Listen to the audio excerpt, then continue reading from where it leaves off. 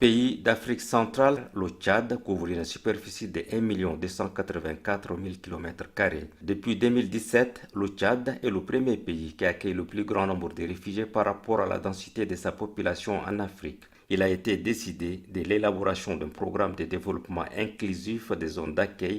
Le programme DISA, c'est le programme de développement inclusif dans les zones d'accueil. Il y a deux programmes, deux consortia, il y a un dans l'est du Tchad et un dans le sud du Tchad.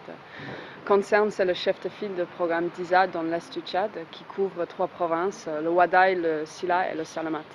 La raison pour laquelle est que vers la frontière, il y avait beaucoup de réfugiés de Darfour qui ont venu. Et il y a maintenant une autre concentration des réfugiés, des retournés aussi, qui vit côte à côte avec la population autochtone dans les villages. Ce programme est un consortium.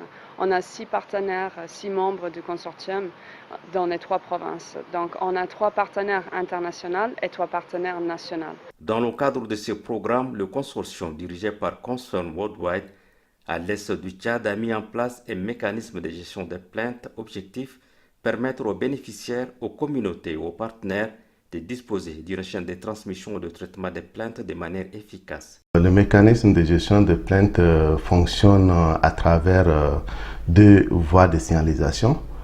La première voie de signalisation, c'est par la boîte à plainte. Le bénéficiaire peut rédiger, s'il connaît lire et écrire, il peut rédiger la plainte et aller déposer dans la boîte à plainte. Maintenant, si le bénéficiaire ne connaît pas écrire, il peut demander aux membres de la communauté, quelqu'un de confiance, pour dire, écoute, rédigez-moi la plainte, et il relate les faits et la personne rédige.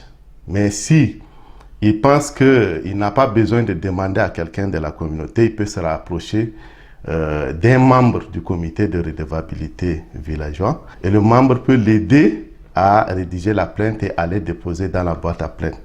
Ou encore, il peut aussi s'approcher d'un de nos animateurs ou chefs d'équipe lors des descentes sur le terrain pour les activités ou le suivi et solliciter leur appui pour les aider à rédiger, et enfin le bénéficiaire va déposer dans la boîte à plainte. Le deuxième moyen de signalisation, c'est la ligne verte. Le programme a mis en place une ligne verte qui permet aux bénéficiaires d'appeler directement. Si le bénéficiaire a un téléphone, il peut appeler gratuitement pour déposer sa plainte, ou alors demander même le téléphone d'un ami, de quelqu'un de sa famille, et appeler sur la ligne verte. Il trouvera une personne au bout du fil et cette personne va prendre sa plainte. Il va rédiger la plainte et transmettre au comité de traitement de plainte. Le comité se réunit chaque 2 semaines. Et chaque 2 semaines, les équipes du programme ramènent les boîtes à plainte. Le comité se réunit et commence le traitement des plaintes. Tout d'abord, le comité commence d'abord par dépouiller et ils essayent de voir le nombre de plaintes et ensuite, ils essayent de les classifier en 3 catégories. Nous avons les plaintes valides et sensibles, nous avons les plaintes valides non sensibles et nous avons les plaintes non valides. Le comité essaie de rédiger des réponses aux bénéficiaires et ces réponses sont systématiquement traduites aussi en arabe. Pour éviter de recevoir des plaintes en rapport avec le comportement de leurs agents, Concern Worldwide et l'APLFT développent une stratégie toute particulière.